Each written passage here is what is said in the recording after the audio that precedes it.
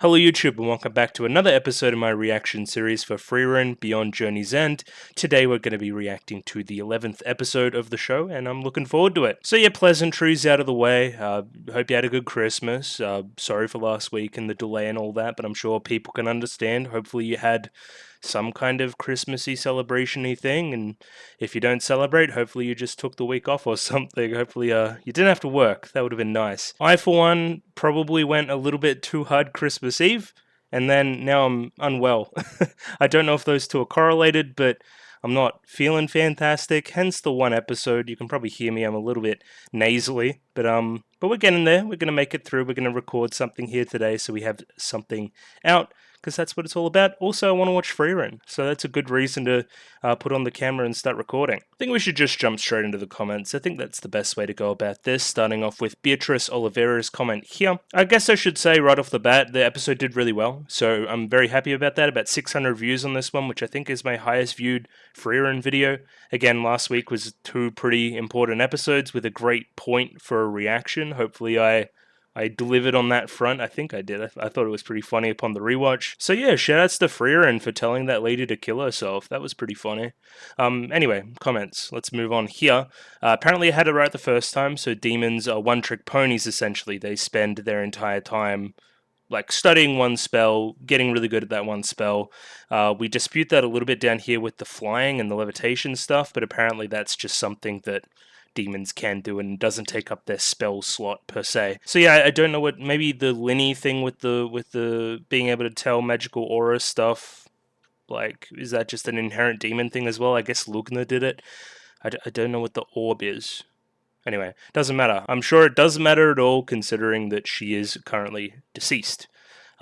Moving on here, we have demons do have some emotions though. So I queried last week, I'm like, is it a little bit weird that, you know, kind of auras showing like a lot of panic when the tables are turned at the end of episode 10?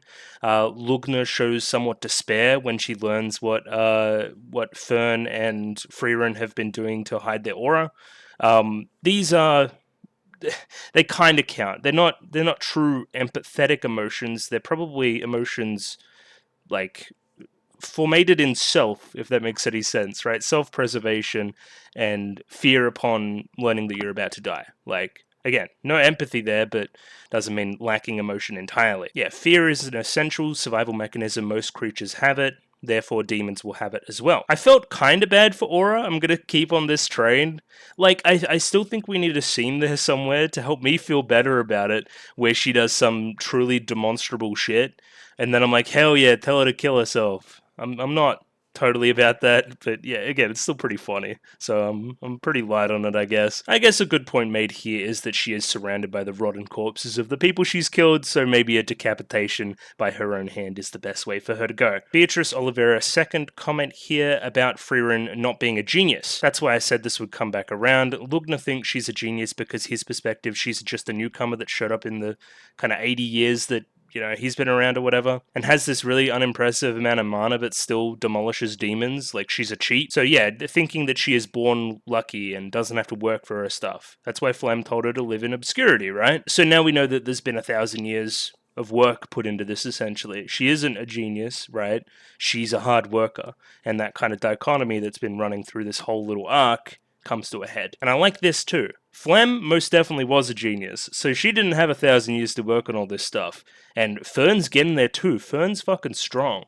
And she's, what, 18 maybe? How old's Fern? I'm sure I could figure it out. She's young, relatively, right? So, like, she's well on her way to becoming a genius. And about Frieren potentially, like, soloing the Demon King eventually, like, I doubt she could, but again, we'll probably see this conflict play out and this will have a little bit more perspective put on it in good time. So yeah, you may think Frieren was the carry, but we haven't even really seen these three at their best yet, I wouldn't say. Sallow Carnal, next comment here. It's been so hard not to post the kill yourself, low tier god, copy pasta, Frieren version, which I'm sure had been around on the internet. I was lucky enough to avoid it. And yeah, probably in a similar camp to me. Please don't kill my evil demon lady. Please show her again. I wouldn't be against it. I think, again, really good voice actress that, like we talked about a couple weeks ago now. And yeah, I'm a sucker for these kind of designs. So yeah, I'm with you. Maybe not this part though. That's that's a different thing. Next comment here, Dobroz. I suppose Lugna considered Frieren a genius because she lived most of her life in isolation and never made a name for herself, like Flem told her to. Again, from a demon's point of view, 80 years ago she just appeared and wrecked everything, when in reality she's been an elf in isolation for 1,000 years. Oh, another thing that I just thought of, there was the decree that, the Demon King's army was to go around and kill all the elves. I wonder what that was about. Just keeping it in the back pocket for later, maybe. Next comment here from Airwave2K2. Watching both episodes together skips the 1 week marinating, and for that the repetition for the scale of obedience as the example in the second episode feels unnecessary. Again, we talked about this last week. There's a little bit of repeated content, which I'm not always cool about. But again, it would have worked better if I watched it, 1 week at a time like the show intended me to do. So I guess it works in that context. And yeah, a few extra comments about the pacing overall and kind of revealing the trick very early in that episode 10, which I was criticizing a little bit, but it's still very good. And again, I would say this is the split. Episode 9 for the action, giving that tempo. I really respected episode 9 for that, but 10's all about the world building, Frieren past stuff, the lore, per se. I guess it is just a lack of tension in the episode, I guess. But again, I don't know how to remedy it, so I'm not going to criticize it too hard. I think a couple people talk about this, Stark and the lightning strike, right? So he's not calling down a power like I potentially thought he was. He's essentially just like putting his energy into the axe at that point and like cutting. Like Stark's whole thing is that he's strong enough, but he doesn't have the self-belief, the self-confidence. So he just like one-tapped her, and he just didn't know that he could, and once he puts his mind to it and gets motivated and does all this other stuff, especially in the face of somebody mimicking his master's style, it makes sense that he may have some, bit of trepidation there, and but once he gets over that, he's lightning strikes her away and she just fucking dies. Frieren's casting of the Dispel spell, it was kind of about tricking her as well, because now Aura thinks that she's already got a low mana pool and uses this spell that takes up a lot of mana. So it's a deceiving thing, which is, again, what episode 10 and kind of episode 9 are all about. I kind of thought you would pick up on more beside the flower spell used for the hero's party when you compare Flame Mummy and Frieren before and after Flame's death. Frieren is wearing her master's earrings as heirlooms. I'm never going to notice stuff like that, I'm so bad. But yeah, maybe there's even more character design, little changes there and stuff. I'm unsure. Again, bad at it. I'm openly admitting it. Next comment here, Cerberus, just kind of like shouting at the moment, I guess, telling Aura to yeet herself. It's a good way to put it, I guess. Yeah, it certainly was a good moment in episode 10. Hence the response, I guess. The comment on the willpower talking about the scales was to show Aura's cruelty by showcasing how she dealt with the problem, hence her name Aura the Guillotine. So again, I thought that this was a setup. It still could be at some point in time. I don't know if there's a second set of scales, but it's more to show that, hey, some people can resist my magic, and anybody that resists my magic, I lob off their head. Hence why her head gets lobbed off in the end. Again, it's just a little bit more of a, and it's kind of telling that Graf Granite Sun story as well through that sequence. It wasn't exactly meant to be taken as literally as I took it. And last comment here from Bernie Burton, and this one's just about the lightning strike attack again. The reality is that Stark could have killed her at any time. He just didn't believe in himself enough to actually try. Lightning strike was also the move he was practicing on that cliff. Hence why it's going like right up to the top of the cliff, essentially, right? It's very, very strong. The axe is actually moving so fast that it heats up, and we see the cliff that wasn't just blasted away, it was melted, vaporized by the axe strike. Cool. Yeah, so now I understand what Stark does, and the axe being less important and it more being about Stark himself. Either way, I'm sure I've rambled long enough. I saw that the episode got downloaded somewhere along the way there. I guess just quick recap, Frieren is a badass. She's been hiding her power level this entire time, essentially, on the advice of Flem. We got some Frieren backstory stuff. She was at an elf settlement and then got saved by Flam and taken in as her apprentice. She learned the ability to kind of hide her power level, as I've said, and that leads all the way up to this moment. And then also Fern being taught that skill from Frieren, and how this is a disgrace to the demon community or whatever the hell, because you're not supposed to hide your power level. But either way, we won the conflict. I think the next episode is something about like winter in the Northlands or something, so maybe cold. Maybe cold like it is very cold on the other side of the world right now and not where I am. It'd be kind of Christmassy themed though. I'm looking forward to it. Either way, I'll get that up now, but not without some sure stuff. Get rid of these comments too. So if you like the video, consider liking the video. If you like the video and you want to see more, consider subscribing to the channel. Comment below anything you thought about the episode, anything I could do to improve my presentation. Comment below. I'm doing follow for follow on Twitter, so follow me on Twitter if you'd like me to follow you back. And the Discord, join Discord, love Discord, and jumping in now to episode 11 of Frieren Beyond Journey's End. So yeah, we have episode 11 up there ready to go. Pop that on screen there. 24 minutes and 30 seconds on this one, so please sync up accordingly.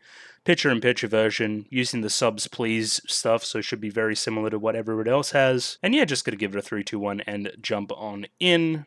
Right here. 3, 2, 1, go. Hello, Light. Oh, she's cool. Also, it's very loud. We won, chat. Hell yeah. Do you reckon the people even noticed that anything went on? Probably not. Okay.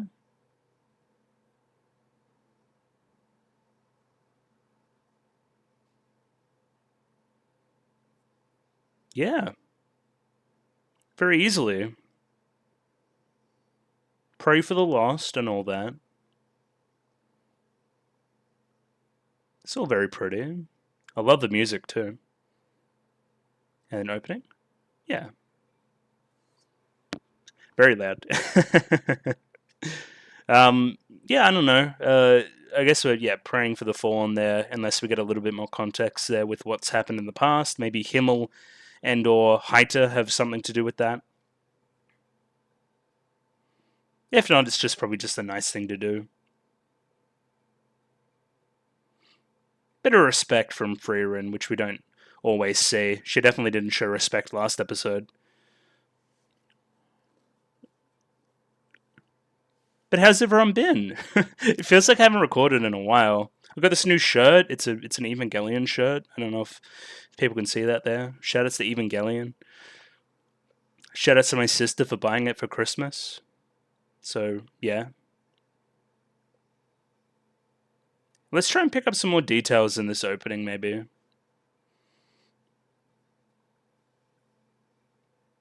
Yeah, true.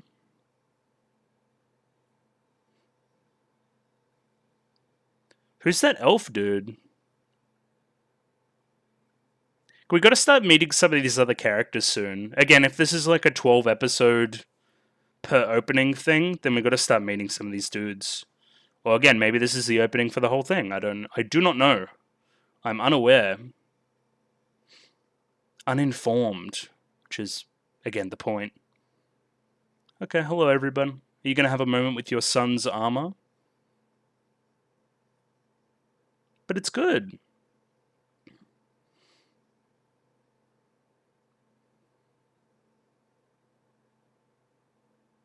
That's good. There we go. Wait, no, not that one. It's a different one.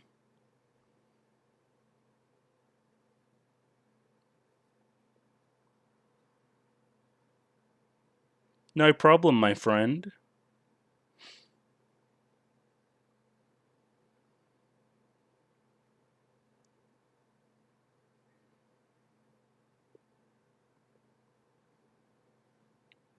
It's about respect. I don't know if he trained her. Yeah. He taught you good habits. Except for, again, the whole decapitating thing. We're gonna show respect to demons, though.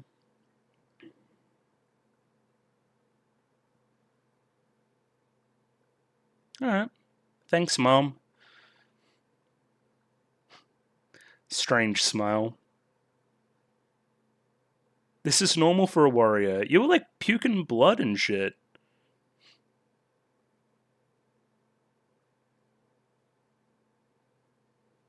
How benefactors. Yeah, there you go. Music's killing too.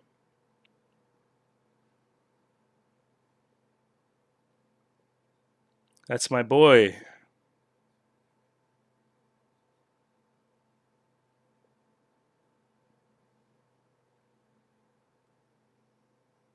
Oh, that's cute. Like an analog between the armor and that pet? Sure. The safety of the city through metaphor. Oh, that's... Yeah, okay, that's the crest too. How would we reward Frieren? Are you sure? There's been a lot of fakes.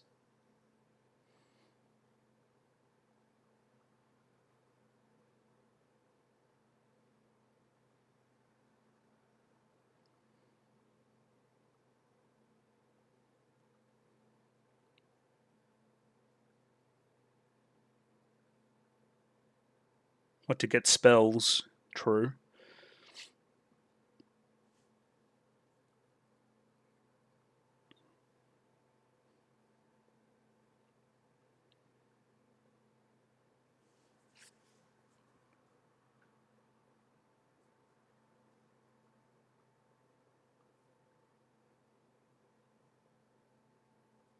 I remember. We saw a quick scene about that.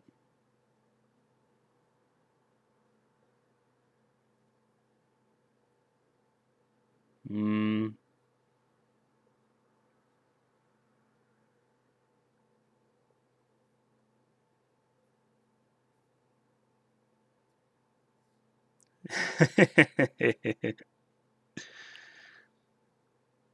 He's here for you.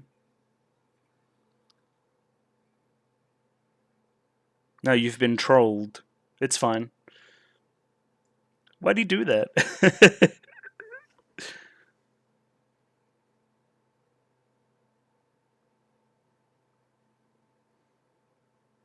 Okay.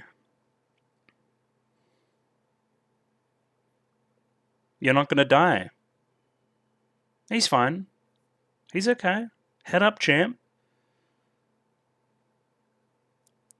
Or just pick him up. That'll work too. Oh, but I hate that shit. I kind of just want to run. I don't like to be the center of attention. Well, you gotta be a little bit more inconspicuous than that. Oh, big burger? Hell yeah, I can support that.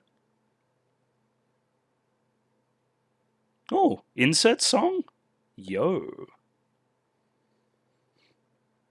What do I always say? Love a musical montage.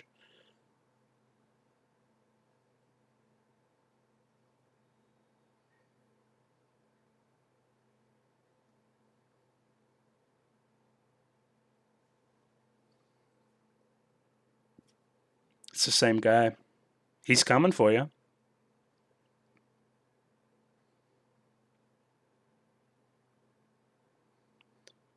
He's got a thing with kids because he was with the kids in that other town as well. True. Yeah, they're all rugged up.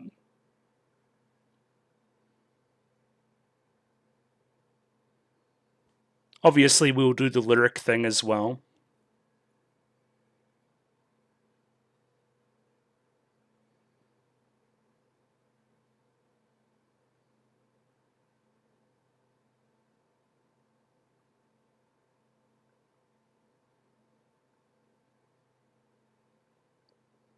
Alright, works for me. It's time to go. This guy ever take off his coat? I guess it's cold. We'll give him a break.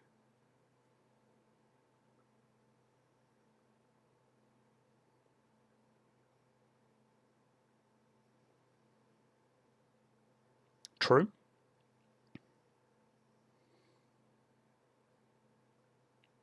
We'll figure it out.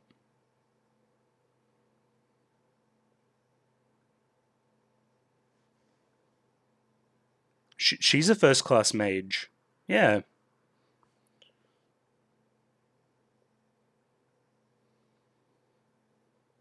Nope. We going to school? She's got to go get her diploma. Okay. Oh, wait, no, you're third rank.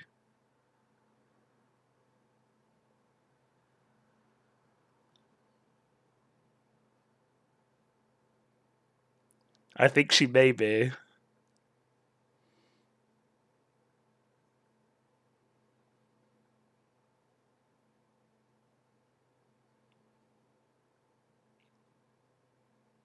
Constantly changing probably means changes every like 100 years.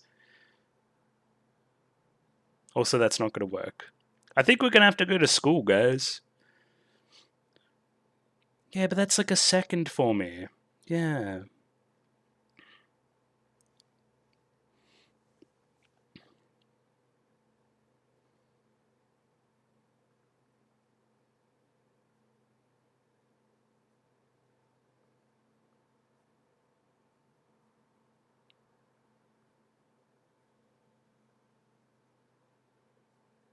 AEST.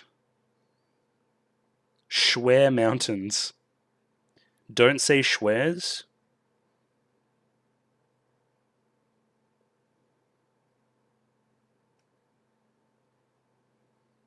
Alright.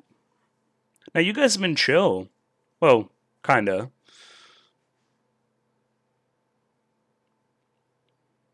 Guy needs to get his top button repaired, too. Showing a bit too much chest. Oh, snow.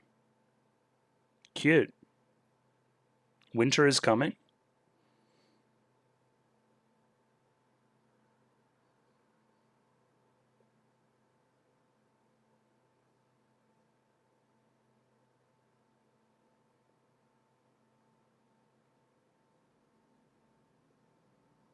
Yeah, can't escape the elements. Can't escape the elements.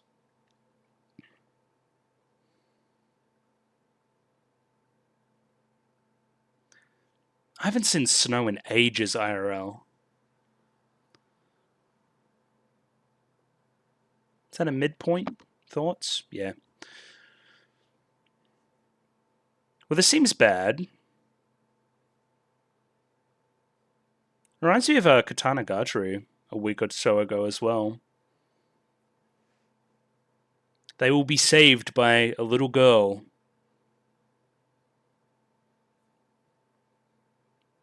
He's speaking gibberish.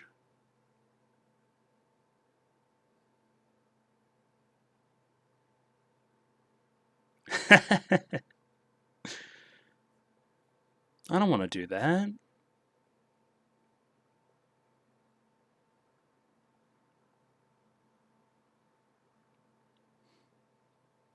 I don't know, man. He's got an axe on his back. It's pretty heavy. Smell nice? This guy needs to be put in jail.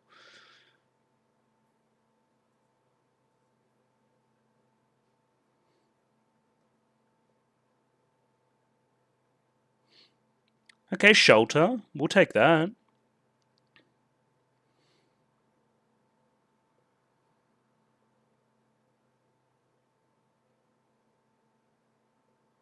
Just wait out the blizzard. Oh. Who's inside? Bunch of demons, I reckon. Oh, it's the guy.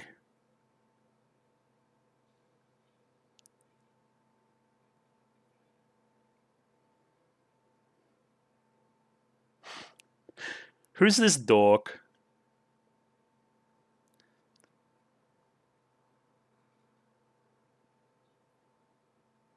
Why? It's just a half-naked man. Nah, he's just active. It's fine. Nah, he's just ripped. What's wrong with this? Also, is that voice actor who I think it is? We'll check. I think it might be. That's funny. Alright, hello, elf.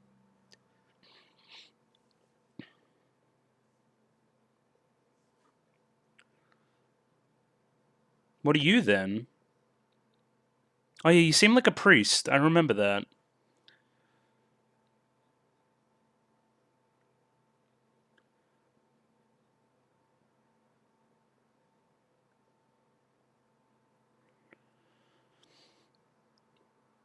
Like the cheese? Okay.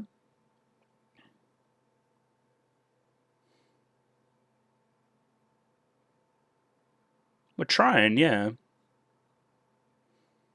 Well, yeah. Getting closer to the fire. Somebody help my man.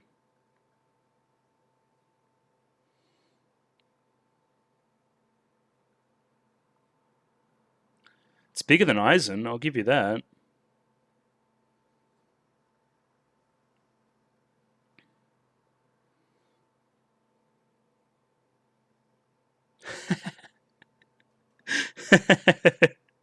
That's one way to warm him up. That'll work. What happened? How much did I have to drink?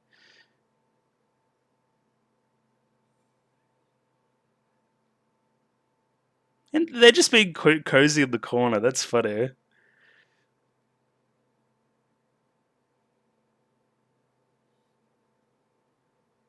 What do you mean by that?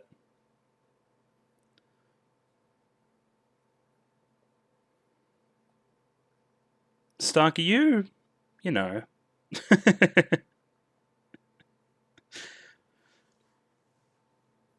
Okay. He's just admiring the body. You don't need to take anything from it.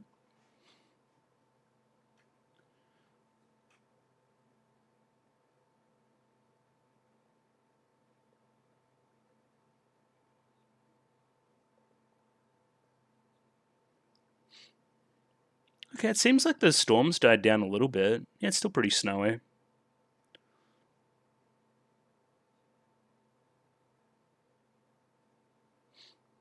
Yes, sir.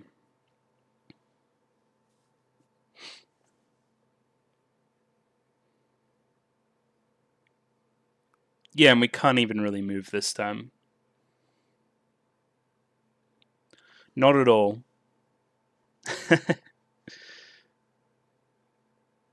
Well, I've been hiding.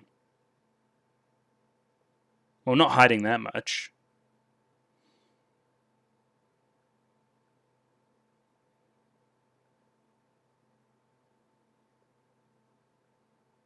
It's a long story.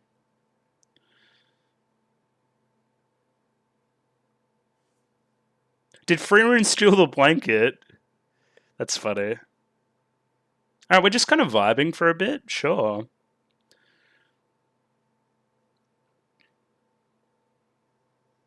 What even is that? Yo.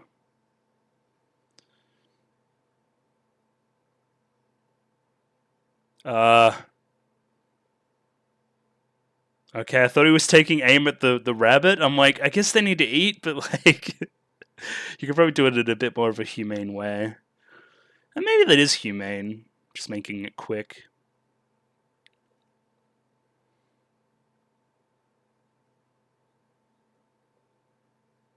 Okay.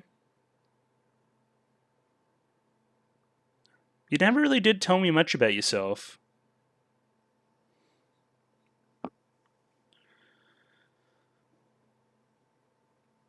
Yeah. He's not the most pious priest in the world.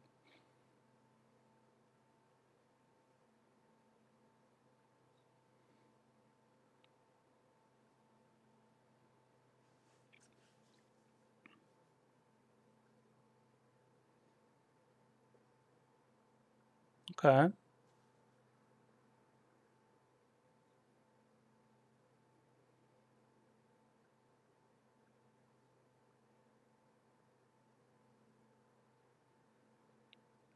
Bingo.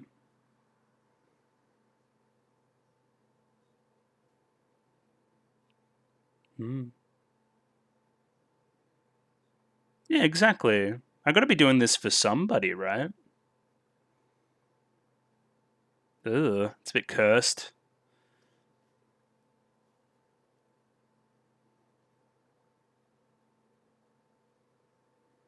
Well, kinda.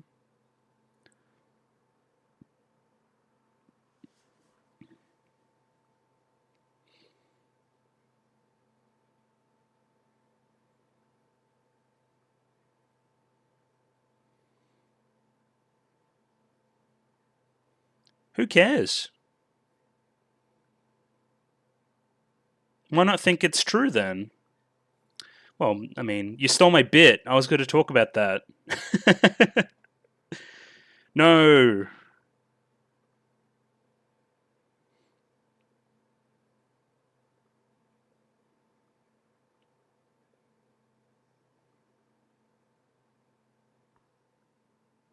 I understand.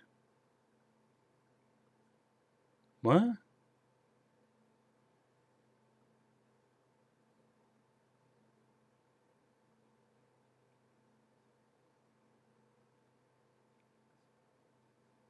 Oh, that makes sense.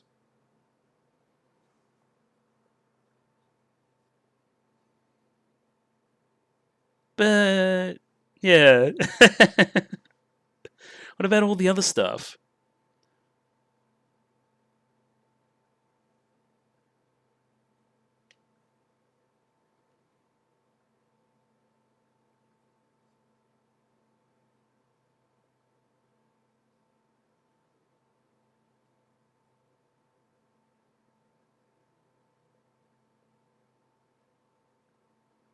I disagree.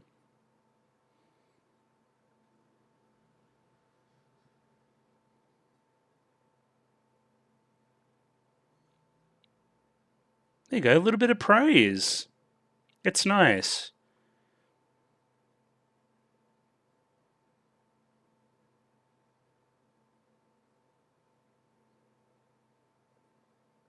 I thought it was pretty interesting.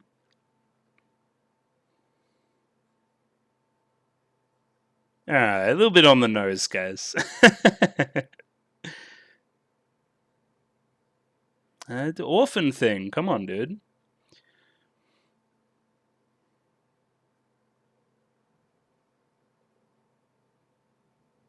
Oh, what a hero. Hell yeah.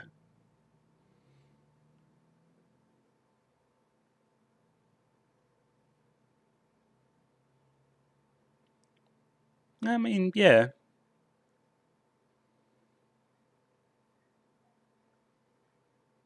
He's gone.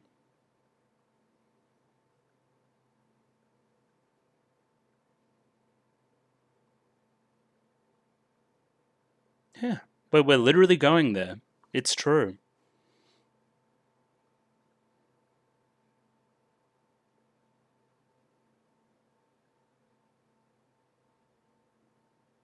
Okay, bye.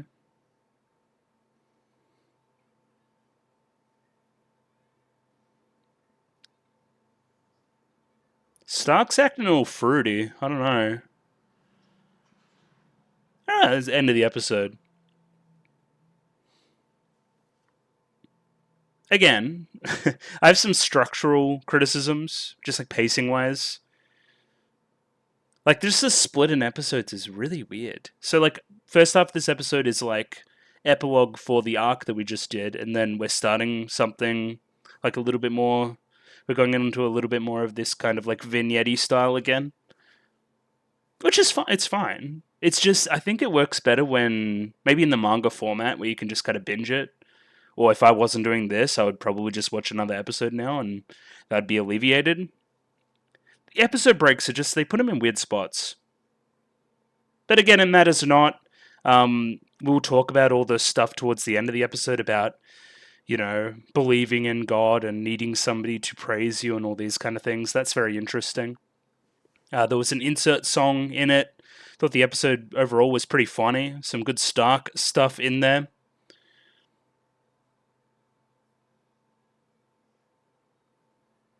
And I guess we're going to go get like her license from this college Sure. That's as good a thing to do as any. I'm sure she'll just ace the exam and we'll get first place very quickly. Or first class or whatever. In like, it's got like that weird let in. It's like Orshurst or something.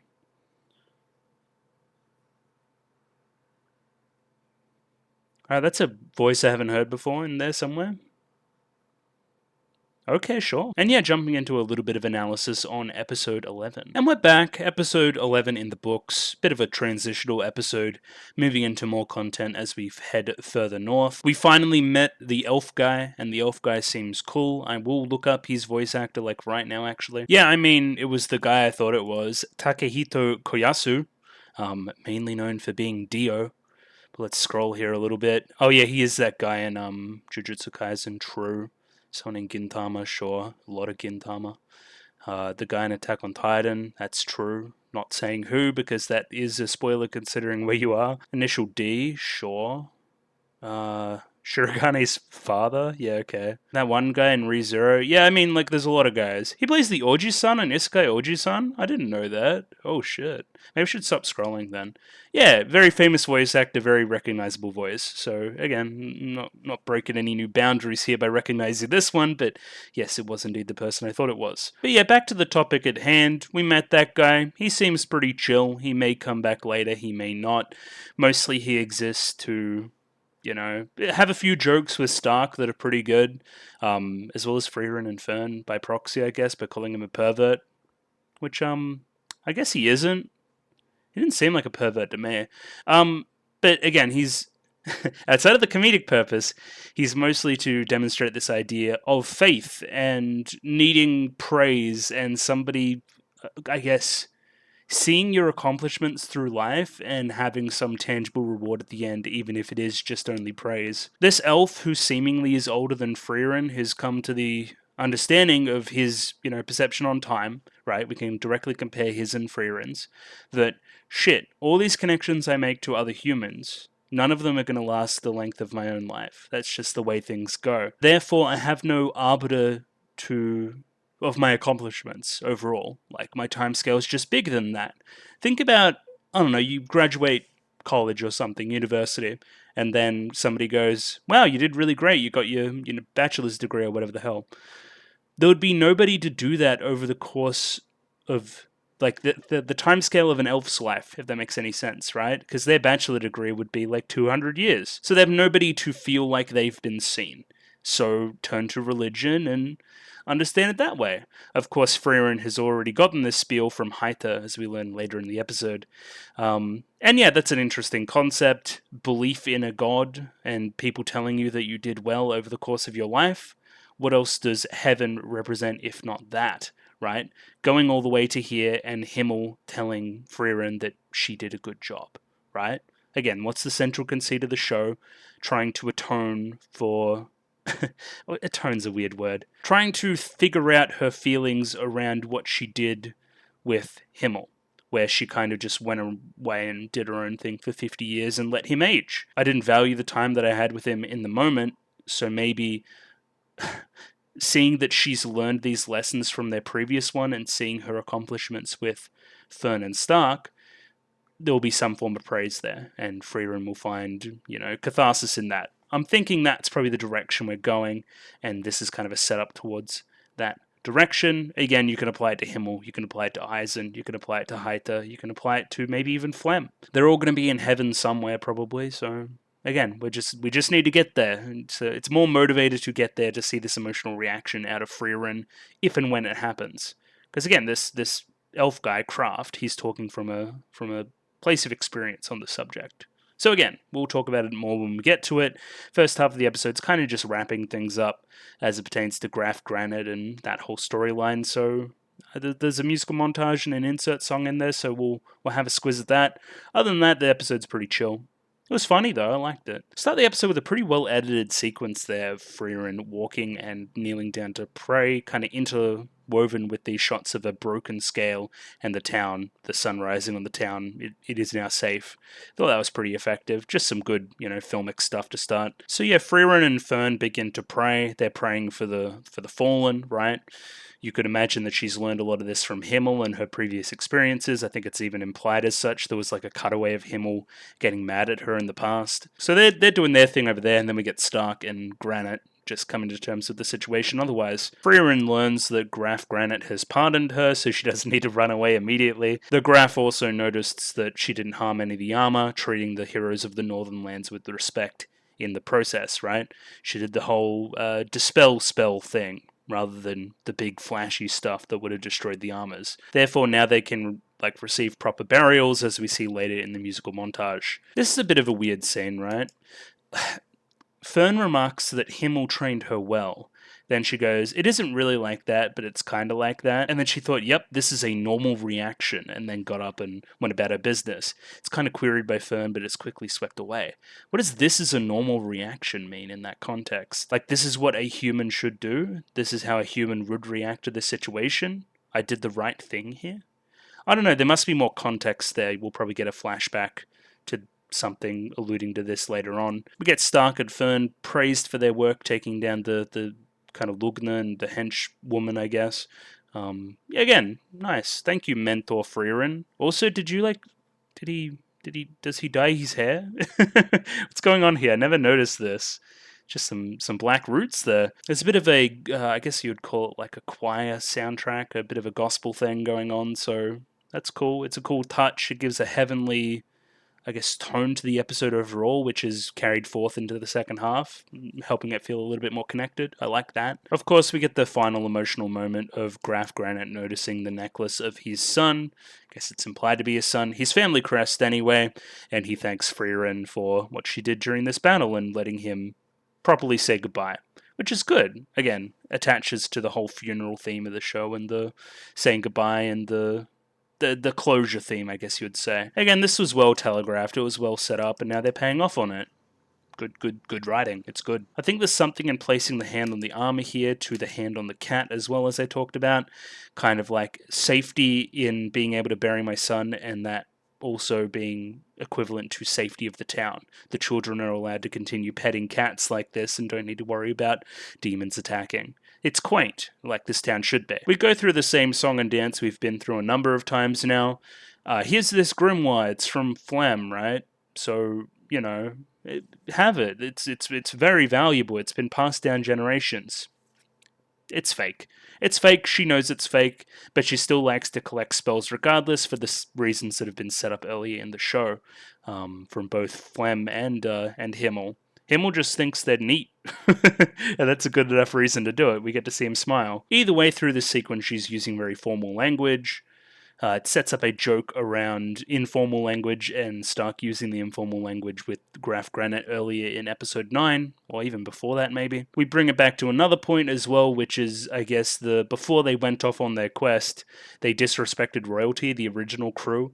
Was it Himmel and Eisen were the ones that... Yeah, Himmel and Eisen were nearly executed for speaking casually to the king. I remember Himmel screaming and crying takes me back. Or remembering Himmel screaming and crying takes me back, if I can actually read. Look at the mouth there, that's pretty funny. That gets Stark to think back on how he treated, I guess, the royalty of this town in the graph, and remembering what he did. Oh, the Central Lands is sure barbaric, haha. And then, oh, I'm gonna get executed by this guy, Mr. Mustache, with the axe. It's a good joke. Stark overreacts. It's a good bit of comedy to break up what we have going on. Graf Granite says that they won't be thrown in prison for speaking casually to him. Be at ease. I think he's already too much at ease, to the point where he's fainted.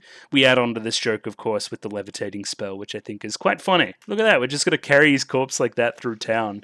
We've also told the townsfolk there's going to be a bit of a parade. As we've said before, you're not always a huge fan of such a thing, but it's a new experience for you two, so she's going to do it regardless. Honoring the heroes, being noticed, being seen, being remembered, being told you did a good job.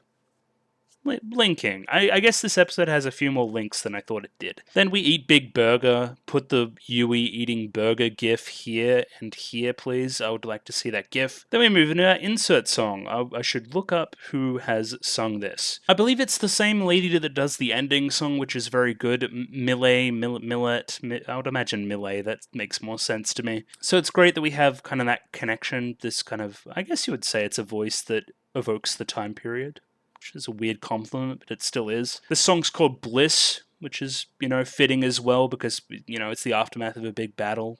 That kind of triumphant feeling. And I was looking up a little bit of the stuff that she'd done. She did that one ending. I believe it's for Something Fate. It's called Prover. That song's good. I like that one. So shoutouts to that. Other than that, we have some lyrics to read, and we will do just that. The name that has protected me is being called by that soothing voice of yours. Again, musical montage interplaced. I'll note the funny parts, but essentially we're rebuilding the town and bonding and stuff. So that you won't close your eyes all alone, I'll embrace you. Call back to the Axeman joke, which is pretty good too. We like that. You joined your warm hands with mine, so I won't forget.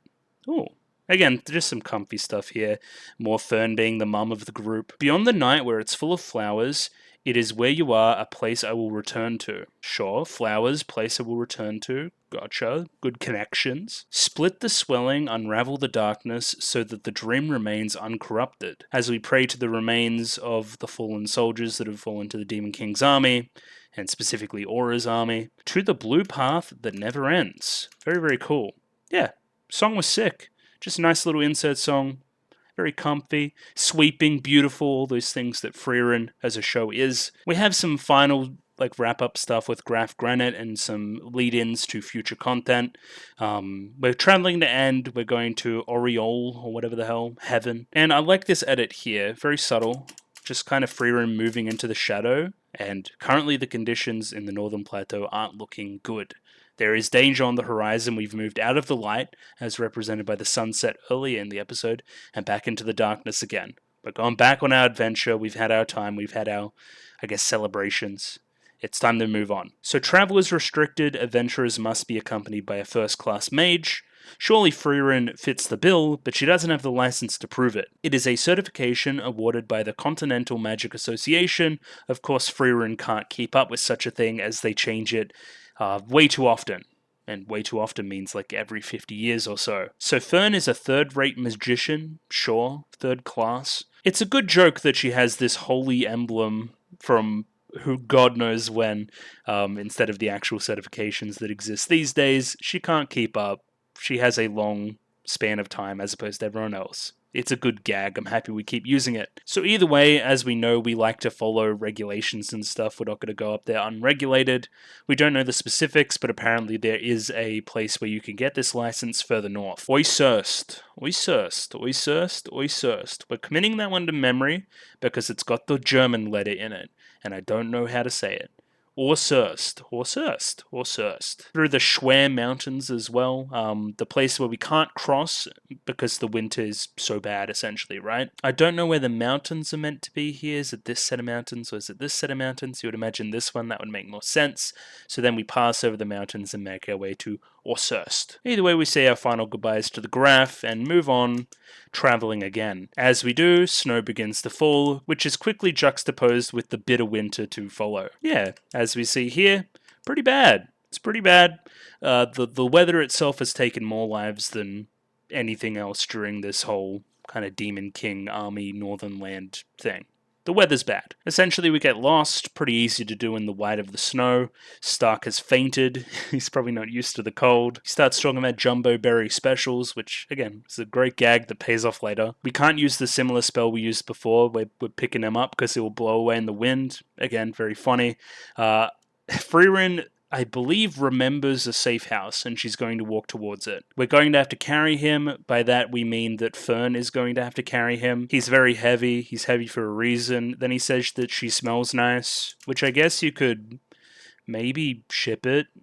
Maybe. I don't know, the whole smell thing's always been weird to me. Yeah, we're looking for an emergency shelter at the foot of the mountains. Hopefully it isn't occupied. This is the same safe house that presumably they used when they traveled through this area, that being the old party 80 years ago.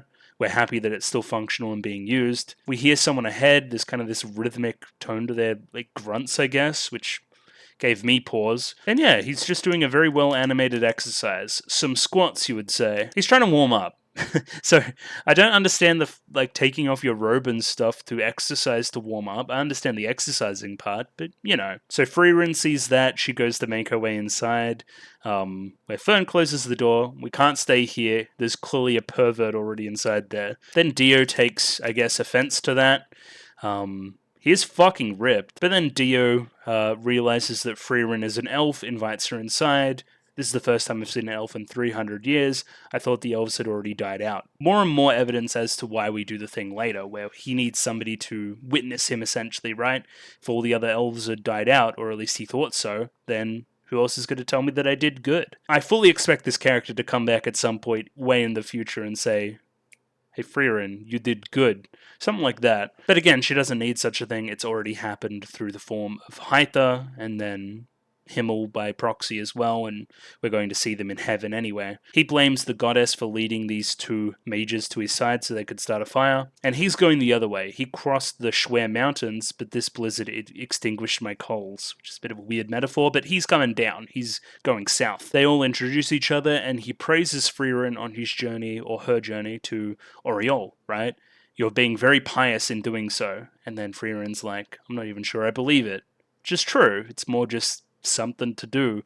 I remember there was a scene early in the show, maybe around episode 6, that talked on this, right? Even if I don't personally believe, right, like going on this journey can't hurt, and going on this journey with other humans and forging human connections there is part of my want, so let's go and do it. Again, it isn't for any holy belief. Then we have the Stark joke. The Stark joke's pretty good. He sees big ice cream with Eisen, and then wakes up in the arms of a burly man. It's good gear. I'm not sure I need to hyperanalyze it. I do like the bewildered reaction, like almost double taking at the man he's sleeping next to. That's no way to thank someone for warming you up with their body. It's like, what does with their body mean? Oh no. And then admiring his body and saying that it's quite a nice body indeed. I mean... It's more from a strength point of view, but, like, it's funny. We can make jokes. Well, that's fun, too. So Stark goes, you must be a very famous monk if you're that ripped, right? What's your name? My name's Kraft the Monk. Never heard of you. And then this guy almost, like, goes like, Like he's being justified in these beliefs later on. Nobody remembers me. Nobody knows who I am, even though I do keep this body, even though I am very powerful, right? Like, they just don't know. And that's fair enough. They were born, like, when I was 50 and lived their whole life when I got to, like, 52. You know what I mean? Of course they don't know who I am and my exploits and everything else. Just a fun little reaction there. I liked it. He takes us outside to his frozen supplies wagon, I guess, which he now finds courtesy of the mages. We can't cross the mountains. It would be tantamount to suicide. So we're going to stay here and eat for a bit. For about 6 months. We're going to wait out the cold season. By the way, Frieren, do you know who I am? Nope, don't know the first thing about you. I don't know the first thing about you either, Frieren. Again, building up to this conversation at the end about the love of the goddess and believing in the goddess and having somebody that actually knows my life story by the end, right? Because it is feasible that I will die at some point and have somebody next to me that legitimately knows my life story. Not as feasible for this guy. Like explaining to this guy that Frieren's actually kind of famous, right? She was in this party of heroes. What about before then? And then Fern doesn't know, right? But Frieren knows. But nobody else knows. We move into our second musical montage of the episode. Another funny gag here with Frieren stealing the blankets. Pretty good. Frieren cozying up whilst, I'm guessing Fern learns a little bit about the goddess and she's smiling, I guess. Yeah, here. She likes it. Again, this may remind her of Hytha stuff. We find some animals in a tree and give them some nuts. We go to kill this rabbit, but not really. We're just chopping down firewood. Always intercut with these shots of them, I guess, saying grace before a meal as well. Again, this religious tie to it all. It's been almost 6 months. We made it through the long winter in the northern lands, and I've carved something for Fern, considering she's pious. It must be because she was raised by a priest. True. And we ask him, why does he believe in the goddess, right? And Frieren basically says, like, okay, I don't believe in her because during my entire time existing, which is a long time, I haven't seen her. Other than the age of mythology, she hasn't shown herself to the world in its long history. Why should I believe? You're young. You're young, Frieren, relative to me, right? I used to think like you, but now I believe in the goddess from the bottom of my heart. And they hit the nail on the head here. I was going to say this if he didn't say this. I need her to exist. It's not a blind faith idea. It's the world would be better if this god existed, or my view on the world would be better. It's not I'm forcing this onto you. It's not I'm going to spread the word and spread the gospel and everything else. It's me personally, this is what I believe. And I really like this view. See, everybody that knows of my righteous triumphs, they have died. So when I die, I'll go to heaven, and the god will praise me for such things, right? Frieren, same thing. She's going to long outlive Stark and Fern. She's going to long outlive, or already has, her original party. Who else is going to remember her? There's going to be statues, and that kind of stuff, but that stuff eventually fails or fades in time as well. So the last step is an almighty being that withstands time, that can see me, that can observe me, that knows me. I do think it's very cursed how the goddess talks in Dio's voice, but yeah, I really resonate with the point being said here. It's too cruel for the path your life took to not be remembered by anyone at all. And then we link this into who else would remember my life? Probably the people that I spent 10 years with on our little journey, right? We're going to heaven. Do we believe that heaven exists? Do we believe that somebody is going to witness my change? All these kind of things. Craft, that's just something we desire. You're right. But does that apply to heaven as well? Hitting the nail on the head with the connection that we want to make here, right? Between, his faith here and our faith in actually seeing our fallen people that we want to see in heaven. Of course, that scene being intercut with a fox that is hunting some sort of corpse and a corpse fading away, right? Isn't it sad if I die and just fade into nothing and there's nobody to remember me? We get this similar line here that is said by Kraft that is later said by Heither. Okay, then tell me what happened before and what's happening now. If you don't believe in the goddess, then I'll praise you instead for your feats. Frieren opens her mouth and then remembers the past. We learned that Heither reconstructed an orphanage, right? He put his funds to that, right? I was an orphan too. That is the reason why he did that. Now the whole, Fern orphan connection taking her in scene from early in the show gets reinforced. Again, building meaning, it's good. And Heither saying that I'm sure the goddess will praise me for living a just and good life, for doing such a thing. It's like, what are you talking about? You're drinking right now. And then we get the same spiel. Do you have someone to praise you? You seem like you don't believe in the goddess, so tell me about yourself instead and I'll praise you. I haven't done anything with my life. Nothing worth praising. And then Heither notices the whole mana suppressing thing, which has been going on basically her entire life and is very, very impressive. To me, that seems like the result of a tremendous amount of effort, something that would take a lifetime to accomplish. It's very impressive. I'm going to praise you for that. Frieren continues to be bashful. It's not a very interesting story. Heither zeroes in on this because he thinks that a child of his may be a mage in the future, which I think is the most schmaltzy we get in the episode and probably a bridge too far for mine. It's a little bit on the nose. At that point, we cut back. Why do so many strange people serve the goddess? We see Stark save Fern, which is based. We love that. And then Frieren passing on the offer from Kraft. I've already had someone praise me in the past. Therefore, you have good friends, Frieren. Which is true. I continue to even have good friends now. You should cherish those good friends, Frieren. She goes to say, actually, he's dead.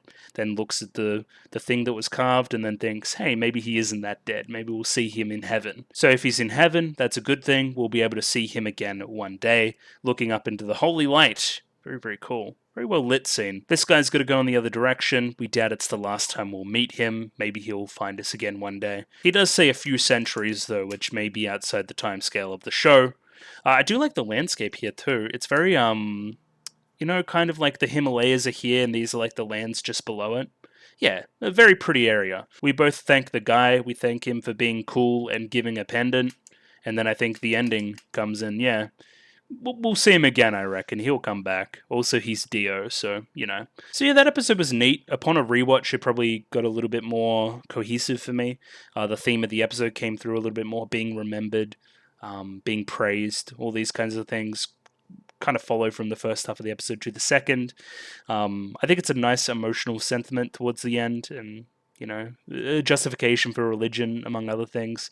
I know I've lived a good life. I know I've done the good things. Somebody up there is watching, and I'll be praised in the next life, right? And that's a good thing. On the overall plot, spectrum. We've got like, hey, we're going to cross these mountains. I don't know if that's going to be an episode or we're going to skip through it.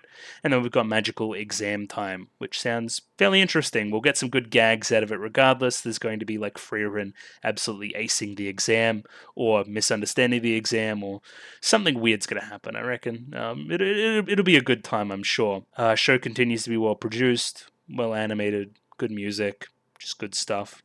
And yeah, we'll watch more next week, probably the 2, but we'll see what happens with my schedule, as it is ever changing. So yeah, thanks for watching, just a little bit of shill stuff. So if you like the video, consider liking the video. If you like the video and you want to see more, consider subscribing to the channel, comment below. Anything you thought about the episode, anything I could do to improve my presentation, comment below. I'm doing follow for follow on Twitter, so follow me on Twitter if you'd like me to follow you back. And the Discord, join Discord, love Discord, Discord. And yeah, I'll catch you guys next week for some more Frieren Beyond Journey's End. Thanks for watching this week. I'll catch you later. Bye-bye, cheerio, everything else in between.